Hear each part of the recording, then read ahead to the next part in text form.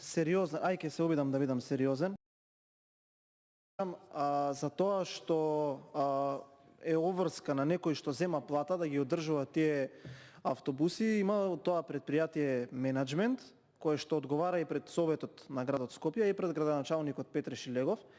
Најдолгата набавка, еве сега да почнеме со постапка за да набавиме нешто, трае 3 месеци. Сега ако 3 години некој во тоа предпријатие не се обучил како да набавува резервни делови, кои што до неговото доаѓање на власт 7 години безпрекорно ја вршеле својата цел за која што и биле набавени, а последниве 3 години да има проблем со тоа и 100 автобуси нови, купени со пари на граѓаните, да ги расходува за да менува делови, тоа е сериозен криминал.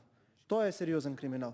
А ако е сторен криминал тоа што некој така ги набавил, јас верувам дека со ова судство кое што е апсолутно под спрегите на сите знаеме кого, досега ќе ги санкционираше. Не се санкционирани заради тоа што нема дело и покрај тоа што на 111-тото место сме на Transparency International по корупција и овој хибриден режим ќе најдеше начин како да му најде нешто, ако можеше. Значи да поедноставиме, не е криминал тоа што се набавени автобусите на начин на кој што е најтранспарентен и најзаконит и тоа што 10 години во Република Македонија таа флота превезува по 50 милиони патници во денот, но криминално е тоа што 3 години не научиле тие луѓе кои што го водат ова предпријатие како да ги сервисираат автобусите кои што и биле оставени, а кои што имаат простор или временски простор на амортизација со десетици години.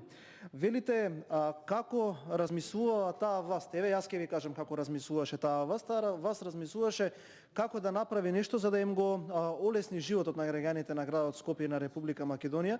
Па во интерес на ова се набавија и 4 нови возови, 7 локомотиви и така натака, кои што на превозните предпријатија кои што имаат за цел да превоз на патници, прво им го возобнови возниот парк, нешто што не беше случено со децении назад, а потоа и да го убрза времето за транспорт или да им го поедностави транспортот на граѓаните на градот Скопје и на Република Македонија. И на крај вака ќе ви кажам. Еве да се согласиме, Гоце Трајановски беше градоначалник на градот Скопје 8 години. Петре Шилегов е 4 години, значи 50% од тоа. 50% да набавевте и да ни покажевте како треба, може би сега дискусијата ќе идеше во комплетно друг правец. Ако Гоце набавил 300 автобуси, вие имате набавено само 35 или 6 за 4 години, значи за половина мандат.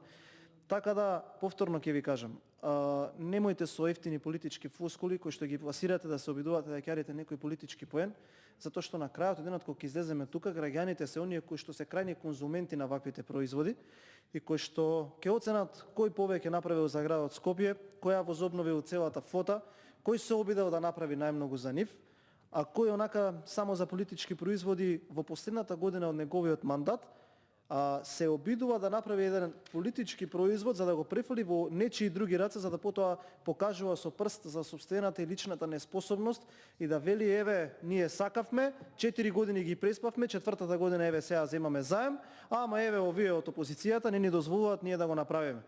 Повторно ќе кажам, математиката е екзактна наука, да го почнеа во 2017 година, сега веќе ќе беше можеби 40 и 50% завршен. Се друго е само, како што би рекол еден од вашите, гола политика и лажен експрезионизам на загриженост на она кое што треба да го поседува владеачката гарнитура во градот Скопје и во Република Македонија. Ви благодарам.